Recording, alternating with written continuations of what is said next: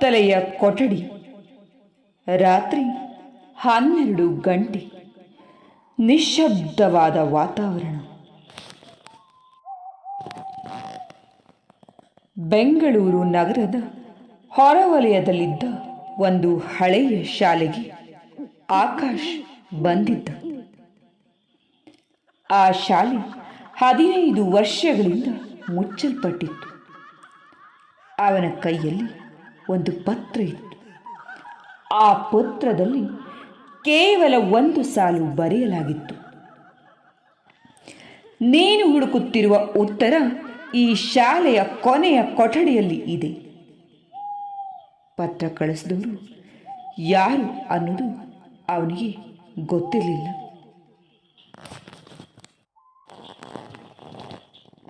ಆದರೆ ಕಳೆದ 2 ವರ್ಷಗಳಿಂದ ಅವನ ಜೀವನ ಸಂಪೂರ್ಣವಾಗಿ ಕುಸಿದಿತ್ತು. ಉದ್ಯೋಗದಲ್ಲಿ ಹಿನ್ನಡೆ, ಬೇಸರ, ಸ್ನೇಹಿತನ ಅತಿಯಾದ ವಿಲಾಸಿತನ, ಕುಟುಂಬದ ಸಮಸ್ಯೆಗಳು. ಅವನು ಜೀವನದಲ್ಲಿ ಸೋತಿದ್ದೇನೆ ಅಂತ ನಂಬಿದ್ದ. ಆದ್ದರಿಂದ ಆ ವಿಚಿತ್ರ ಪತ್ರದ ಹಾದಿ ಹಿಡಿದು ಇಲ್ಲಿಯವರೆಗೆ ಬಂದಿದ್ದ.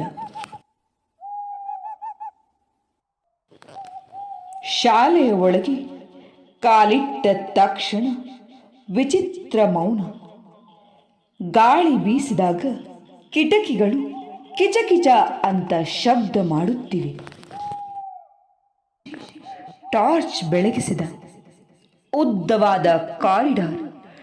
ಕೊನೆಯಲ್ಲಿ ಒಂದು ಕೊಠಡಿ. ಬಾಗಿಲಿನ ಸಂಖ್ಯೆ 13. ಅವನು ನಿಧಾನವಾಗಿ ಬಾಗಿಲು ತೆರೆದ. ಒಳಗೆ ಯಾರೂ ಇರಲಿಲ್ಲ.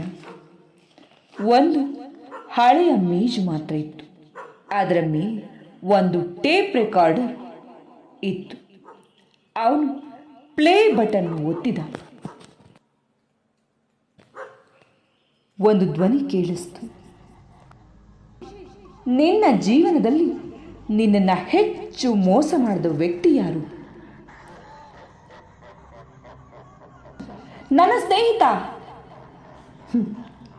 ಧ್ವನಿ ನಕ್ತು.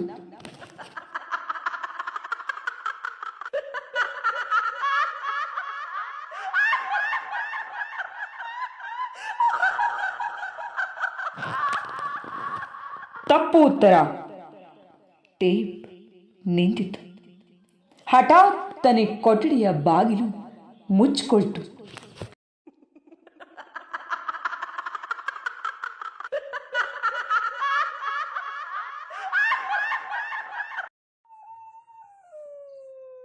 ಗಾಬರಿಯಾಯಿತು. ಅವನು ಬಾಗಿಲು ತೆರಳಿಕ್ಕೆ ಪ್ರಯತ್ನಿಸಿದ. ಆದರೆ ತೆರಳಿಲ್ಲ. ಮತ್ತೆ ಟೇಪ್ ಆರಂಭವಾಯಿತು. 2ನೆಯ ಪ್ರಶ್ನೆ: ನಿನ್ನ ಕನಸುಗಳನ್ನು ಯಾರು ಕೊಂದ್ರು? ಕೋಪ. ನನ್ನ ಪರಿಸ್ಥಿತಿ. ಮತ್ತೆ ಧ್ವನಿ ನಕ್ತು.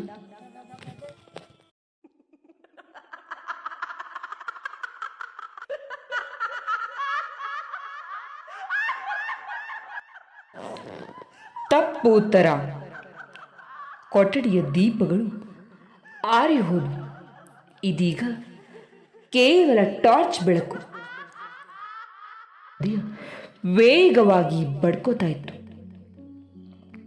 3ನೆಯ ಪ್ರಶ್ನೆ: ನಿನ್ನ ಜೀವನವನ್ನ ಹಾಳು ಮಾಡಿದವರು ಯಾರು?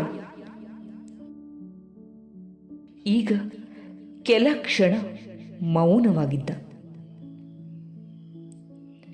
ನಿಧಾನವಾಗಿ ಹೇಳ್ದ: ಬಹುಶಃ ನಾನೇ ಅದು.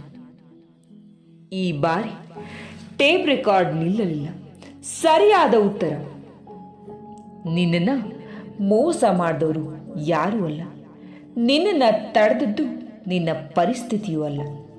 ಪ್ರತಿ ಬಾರಿ ಭಯಪಟ್ಟು ಹಿಂದೆ ಸರಿದಿದ್ದು ನೀನೇ. ಆಕಾಶ್ ಆಶ್ಚರ್ಯದಿಂದ ನಿಂತ. ಆ ಧ್ವನಿ ಮುಂದುವರಿಸಿ: ಜೀವನದಲ್ಲಿ ಬಹಳ ಜನ ಒಂದು ಭೂತವನ್ನು ಬೆನ್ನಿಗೆ ಕಟ್ಕೊಂಡು ಇರ್ತಾರೆ. ಆ ಭೂತ ಅವರ ಶತ್ರು, ಅದೃಷ್ಟ, ಅಥವಾ ಪರಿಸ್ಥಿತಿ ಅಂತ ಭಾವಿಸ್ತಾರೆ. ಅವರ ನಿಜವಾದ ಭೂತ ಅವರ ಭಯ ಮತ್ತು ಕೀಳರಿಮೆ ಅಂತ ಹೇಳ್ತು. ಆ ಕ್ಷಣದಲ್ಲಿ ಮೇಜಿನ ಕೆಳಗೆ ಒಂದು ಹಳೆಯ ಫೋಟೋ ಕಾಣ್ತು. ಅದು ಆಕಾಶ್ನ ಶಾಲಾ ದಿನಗಳಿನ ಫೋಟೋ.